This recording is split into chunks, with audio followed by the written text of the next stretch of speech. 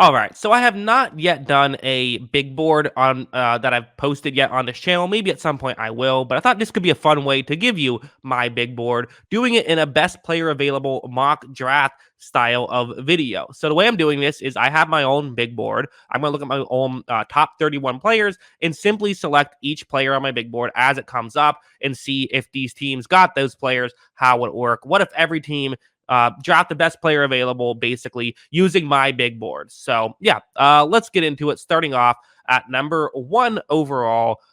Wait, gotta pull it up on the screen first. Would have been unfortunate if I didn't do that. Okay, here we go. Number one overall, I am gonna go CJ Stroud. Again, some people go Bryce Young. That conversation's been done to death, but Bryce Young is my number two on my big board. And then Jalen Carter, number three. Again, as of right now, this absolutely could happen. That could be the top three. Again, depends on how much the Cardinals, how the Cardinals feel about Jalen Carter and his off the field stuff, and also how do the Panthers feel about C.J. Stroud versus Young. But it's possible. Here's where things are going to deviate a little bit. As number 4 on my list is number 13 on PFF's board, and number 22 on the consensus big board, Kalijah Cansey, who I think has Aaron Donald type potential at that position and totally could, work. Now, if I needed a quarterback, I might be more willing to take an Anthony Richardson here, but the reality is I like Cansey a lot. He's next up on my board. And another player who this would be interesting if the Seahawks got Quentin Johnson, which, again, I like him a lot. I know some people are really cold on him. I think he could be really good. I'm a big fan of his game. I think he could be an AJ Brown type player. I think people pay too much attention to he doesn't have the best ball skills, which is the fair knock on him, but he does everything else so well. I don't know. I like him. But anyways, listen, if you can get another receiver, get another receiver. You have, three spots that start on that squad, but for some reason, when you have two, people stop drafting receivers. But it's like you play three receivers basically every down. Get another receiver, right? That makes sense to me. Going to get, your third receiver gets a ton of snaps, and who knows how long Tyler Lockett's going to play. So get Quentin Johnson. The Lions would then go after Devin Witherspoon, which is what they honestly might end up doing, is going after Devin Witherspoon. I could see it. So, that would be a good fit. Number 7 on my board is Peter Skoronski, the tackle out of Northwestern, which, I'm sure the Raiders could find a way to use him. Again, don't need a left tackle, but, they could find a way to use him potentially. We then have the, at number 8, is something that I could see legitimately happening. Anthony Richardson going to the Falcons, totally could see this happening because, he's good and they need or he's at least there's hopes that he could be good and they need a quarterback. So there you go. Number 9 on my list, I have Brian Branch. I know this is a bit of a hot take, but I think he's really good. I think he could be a really kind of down in, down out, very good safety. Number 10 on my list, I have Christian Gonzalez, who, Eagles don't need a corner right now, so they probably wouldn't do this. But again, got some older corners there. Who knows how long they're going to be effective? And corners fall off a cliff easily. What if Bradbury has another down year? Well, now you have a backup plan. It's an option for sure. And then number 11, I'm sure Titans fans would love if this happened. Will Anderson, who I like a lot as a player. He's my number 1 edge rusher. Just some players I like a little higher. I like a little more than him. I think that there's some, some smaller nitpicks I have in his game. I think he's very good, though. Still have him at number 11. And then let's get into a crazy, this would be an insane overdraft. O'Cyrus Torrence, which, listen, the O'Cyrus Torrence stuff reminds me a lot of the Tyler Linderbaum stuff last year. I was saying Tyler Linderbaum should be,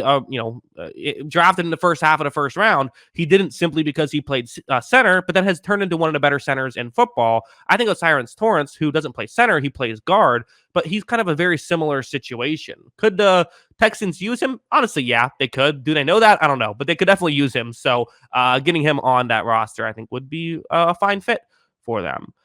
Then for the Jets, it's interesting. I keep drafting Paris Johnson Jr. to them in these mock drafts. Well, now when I don't have a say in it, really, it's just my consensus big board. They still go there. So interesting enough. And actually, another interesting one. I have Emmanuel Forbes going to the Patriots, which in my what I would do mock draft, I also had him going there. So I guess it kind of makes some sense that would happen because it was me picking it off of my board. But still, a couple of interesting picks there. Then at pick 15, we're gonna have Deonte Banks. He's my 15th player. Would the Packers go with that? well, why not? They have plenty of holes. Even if he's not their biggest one, you can do it. Number 16, you then have I'm going to go Dalton Kincaid of the now a member of the Washington football team, who they could use him. I feel like they could find a way to use him for sure. He's 16 on my board. So again, I'm doing this without paying attention to needs or anything.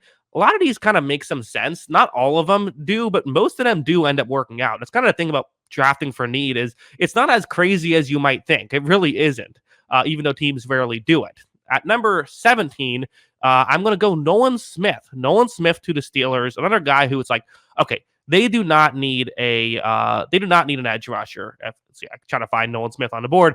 Steelers are okay there for sure, but if you can get Nolan Smith, why not get Nolan Smith? You can find ways, you'll find snaps for him. I get it. TJ Watt is basically going to be out there every snap, but hey, edge rushers get hurt. What if he gets hurt? Or even if he doesn't, you can still get probably 400 snaps out of Nolan Smith, even if Watt's out there for basically the entire time. So again, like him a lot as a player. Not sure if that's what I would do if I'm the Steelers, but certainly an option on the table. Then I have Cam Smith, my next favorite corner, who I like a lot as a player again. I think that he's underrated, and I don't think it'd be crazy for the Lions now.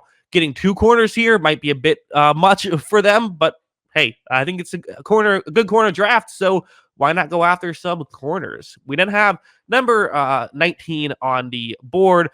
This is going to be Jackson Smith-Njigba, who I would love this as a Buccaneers fan if we could find a way to get him. Yes, please sign me up for that. Get another good receiver. Next up, the Seattle Seahawks. I'm going to Brian Bresee here. Again, helping out the interior defensive lineman. They already got Quentin Johnson to help out their receiving core. It doesn't need help, so now getting him totally could work. And then this would be a perfect pick if it happened. Zay Flowers at 21 to the Chargers. That would be incredible. They'd feel great about that. And I think that this would be an interesting one because I don't know how the Ravens would, work with Michael Mayer when they already have, a handful of tight ends that can play. But do I think it would fit that scheme? I actually think he would fit it perfectly. So it's kind of a weird thing where, well, they don't need him at all. It would fit well. So that would be maybe get him and then trade, one of your other tight ends who isn't Mark Andrews away. Potentially that could work. Next up on my list, I do have Tyree Wilson. Hey, not a complete Tyree Wilson hater. Have him going at 23 here to the Vikings. Again, is he my guy? Is he my favorite prospect? Obviously not. Pick 23. Many have him in the top 10. But the athleticism is still so good that I would still take a chance on him, even if I don't love his production. And I think he's a very raw prospect because, hey, sometimes these guys do work out, and it's not like his production was Trayvon Walker bad. It wasn't great, but it wasn't a disaster necessarily the way Walker's was. Speaking of Trayvon Walker, the team that drafted him is now drafting Broderick Jones. Definitely could work. Definitely could use an extra offensive lineman. Number 25, we have the Giants going after someone who this is just not what they're going to do, but hey, it's on my big board. Give me Hendon Hooker. I like Hendon Hooker. I think he's a first-round talent. I don't think he'll go in the first round just because, who's the furthest team down the list that could realistically think about a quarterback?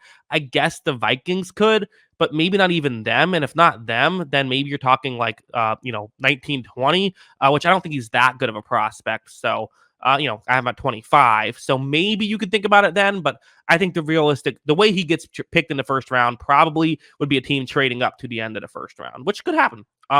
Number 26, the Dallas Cowboys are going to now select the second to last player that I have a first round grade on. They are going to go after Jack Campbell, the linebacker, which I think they'll do. I think this is probably what they'll do is get Jack Campbell. So I think it could, that works out well. And then Mazi Smith, the next player who I have, my last first round grade, only 27 first round grades, which, is actually not that crazy low. It's 5 less than typical. Last year I had about 5 more than typical. That's just kind of how it works sometimes. Sometimes I don't love a draft as much. The Bengals here at 28, I'm going to go after a guy who I'm lower on than most, but still all right. Jordan Addison, I have as a high second rounder, someone who could potentially, I think, do some nice things. And do they need him? No, but hey, how long is Tyler Boyd going to play? Why not get a third young receiver and have, this great 1-2-3 punch for all of Joe Burrow's career practically? Wouldn't hate it. Next up on my list, I am going to go Myles Murphy, who's another guy where don't there's some issues on his tape. There just is, but like he's such a unique talent, probably worth taking a chance on him. Then we have Joey Porter Jr., a guy who a lot of people would have a lot higher. I have some issues. I've talked about that a bit on this channel. So you can, search that up if you're interested. Check out the podcast where I go into detail about all these prospects. But yeah, that's where I have him. And then at pick 31, the last guy who I have as projected, for me, a top 31 prospect in this draft class, DeJuan Jones would round out that draft class, which could very realistically happen. So again, it's an interesting experiment. There's not too many of these picks that, for me personally, given that this is my list, that I would hate. Now, a lot of people are going to hate some picks because they don't view Quentin Johnson the way I do. They don't view Kalijah Cansey the way I do. But for me, given how I view those players, like it's kind of an interesting experiment to, if you are someone who evaluates this stuff, get your top 31 prospects and just go down the list and say, okay, how many of these picks would you hate if they happened in real life? Like, would you just like actively dislike? And I don't know how much I would hate. I think I wouldn't love the Colts pick just because I think getting a quarterback there makes way more sense to me, just because that's a position of need. I don't know if I'd love the Hendon Hooker pick because they already paid Daniel Jones, so you're not getting the advantage of a rookie deal, which is kind of a big part of why you would draft someone like Hendon Hooker, in my opinion. But, outside of that, which ones would I like think are just like dumb and like would make zero sense?